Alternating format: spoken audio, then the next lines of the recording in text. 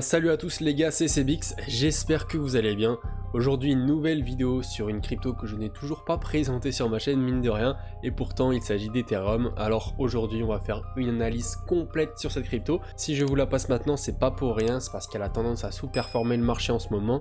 On comparera du coup Ethereum face au marché global et face au Bitcoin. On verra les meilleurs points d'entrée, les meilleurs points de sortie. Juste avant que la vidéo commence, si vous voulez trader avec le moins de frais possible ou alors que vous voulez avoir de petits bonus sympathiques, n'hésitez pas à télécharger BitGet. Je vais vous mettre une petite vidéo explicative et on se retrouve juste après. Pour le trading et l'investissement, BitGet est le meilleur exchange. Les frais sont très compétitifs comparés à d'autres plateformes. Les Launchpad et Launchpool très régulièrement offrent de nombreuses cryptos à gagner. Avec mon lien, tu bénéficieras de moins 10% sur tes frais et jusqu'à 8000 $ de bonus actuellement. Tu retrouveras également le lien de toutes mes autres plateformes en description. On est donc sur la charte d'Ethereum en daily sur le contrat de Binance. Vous pouvez le voir sur ces derniers mois, pas de grosse explosion. On a quand même fait une jolie perf depuis le bottom, mais vous allez voir que comparé à d'autres cryptos et surtout face au Bitcoin, on sous-performe. Donc c'est assez intéressant d'observer ça parce qu'en général en bull run, on a plutôt une crypto qui va aller chercher des grosses performances comparé à Bitcoin par exemple. Donc rien d'inquiétant, c'est totalement normal étant donné que ça fait pas très longtemps qu'on est sorti donc de ce bear market et de cette zone d'accumulation. On peut voir qu'actuellement on est dans un joli range, un joli canal haussier. Et c'est plutôt pertinent parce que vous voyez qu'à chaque fois qu'on vient taper ce bas du canal, on rebondit quand même assez fort en notre range. Attention à pas casser ce canal parce que c'est vrai que ces figures-là, en général, on a quand même plus de probabilité de les casser à la baisse. C'est ce qu'on observe dans la majorité des cas. Mais si on a un marché qui est globalement haussier, un Bitcoin qui pump, il n'y a pas de raison que l'ETH le casse à la baisse. Autre chose qui me fait dire qu'on pourrait potentiellement casser cette figure à la baisse, c'est cette pattern entre le cours et le RSI. On a une grosse divergence. Ça veut dire qu'on a le RSI qui baisse, c'est-à-dire qu'on a de moins en moins d'acheteurs, on a de plus en plus de vendeurs. Et on a un cours qui augmente. Et en général, quand on a une divergence dans ce sens-là, c'est aller corriger sur le cours à la fin de la divergence. Parce que forcément, ça ne peut pas diverger éternellement. Donc ça, c'est un autre signal qui me titille un peu, mais c'est pas forcément ultra dérangeant. Il faut tout simplement rester vigilant. Au niveau des différents paliers de Fibonacci, alors là, comme vous pouvez le voir, au niveau des 0,382, on peut voir qu'on a le cours qui a bien réagi car on a corrigé. On est arrivé au niveau des 2400 et on s'est fait rejeter directement.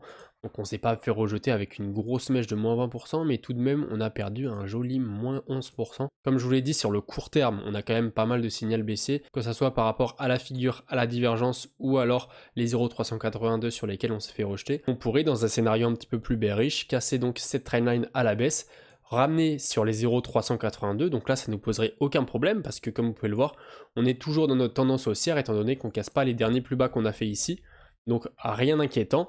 On reviendrait sur cette zone, pourquoi pas ranger un petit peu ou repartir directement. Et donc ce scénario nous aura permis de confirmer le break du canal haussier, le break de la divergence, la grosse zone de rejet sur les 0,382 qu'on a vu juste avant. Après, je vous l'ai dit bien évidemment, c'est dans un scénario plutôt bearish. Si on a le marché qui explose, normalement on ne devrait pas avoir une cassure baissière. Donc maintenant, si vous voulez rentrer sur différents points, ce qui peut être assez intéressant, vous pourrez donc rentrer tout d'abord donc en bas de ce canal, là où on est maintenant. C'est quand même relativement pertinent parce que normalement si on reproduit le scénario qu'on a fait dans les derniers jours, on devrait remonter en haut de ce canal, faire un plus 10-12% comme je vous l'ai dit en début de vidéo, mais garder un petit peu de liquidité. Attention, si on revient sur les 0,382, donc ça ne nous ferait pas une énorme baisse non plus, mais ça nous ferait tout de même un moins 15%. Donc ça reste une belle correction pour une crypto qui est autant capitalisée. Donc au moins ça vous ferait deux jolis points d'entrée qui sont plutôt pertinents à mes yeux, et ça coïnciderait bien avec les différents éléments qu'on a vus juste avant. Voilà du coup pour mon analyse. Maintenant on va passer aux différents points de sortie pour le prochain bull run. Donc là on est plus sur du moyen long terme et on sort un petit peu du court terme. Retirer une partie de ses profits sur les 0,78, 0,786, c'est quelque chose qui est conseillé sur la plupart des altcoins. L'ETH, j'ai envie de vous dire, on est quand même sur une crypto qui est relativement sûre. Donc vous n'êtes pas obligé de prendre des profits dans cette zone-là. Moi personnellement, je ne le ferai pas. La TH c'est pareil. Sur l'Ethereum, je vise une performance qui est quand même un petit peu plus haute.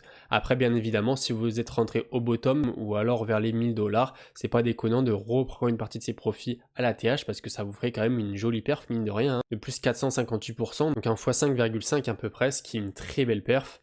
Mais maintenant, on va rentrer vraiment dans les vrais targets que je vous conseille et que moi, à titre personnel, je vais décharger sur cette partie-là. Donc, on a tout d'abord les 1,618 de Fibonacci qui correspondent aux 7367 $ On a également les 2,618 qui correspondent aux 11 382 $. Je vais vous donner encore 2 targets supplémentaires, mais moi personnellement j'aurais retiré la majorité de mes gains sur les 1,618 et 2,618.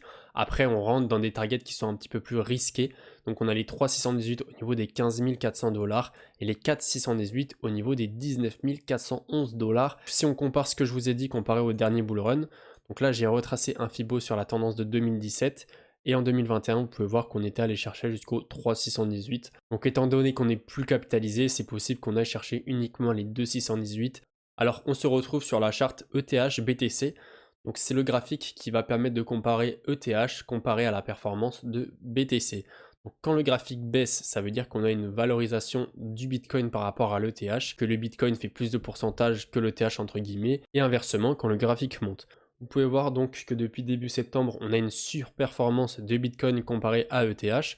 On a même un joli canal baissier qui s'est formé, plutôt intéressant. Ces canaux-là, en général, on va plutôt les casser à la hausse. Ce qui est plutôt intéressant, c'est que là aussi, on est dans le bas du range, donc on pourrait pourquoi pas aller rebondir et continuer notre range petit à petit comme ça, jusqu'à temps qu'un jour on le casse réellement et que là on soit parti, et c'est probable que ce soit même le début du bull run, parce qu'en général, quand on a une survalorisation de l'ETH par rapport au Bitcoin, sur du plus long terme en tout cas, c'est qu'on est en début de bull run. Si on dézoome et qu'on regarde ça sur du plus long terme, vous pouvez voir que bull run de 2017, on explose. Par market, on corrige très fort, donc le Bitcoin reprend la dominance. Après, bull run 2021, la même chose, on re-explose, un petit peu moins fort forcément, parce que l'ETH était bien plus capitalisé. Et bear market, on baisse. Là, on est toujours dans cette phase, l'ETH a toujours pas pris le relais, mais quand ça va s'inverser, ça risque d'être assez puissant. Et là, on pourrait donc bientôt potentiellement arriver à notre bottom sur ce graphique et reprendre une belle domination de l'ETH. Donc voilà les gars, c'est déjà la fin de cette vidéo, j'espère qu'elle vous aura plu. Si c'est le cas, n'hésitez pas à mettre un pouce bleu, merci beaucoup à tous ceux qui le feront. Si vous venez de découvrir ma chaîne, n'hésitez pas à vous abonner. Si vous avez également certaines questions, posez-les moi en commentaire, j'y répondrai avec plaisir. Vous avez tous les différents liens concernant les exchanges en description. Moi je vous dis c'était CBX, on se retrouve très bientôt pour une prochaine vidéo. Allez ciao!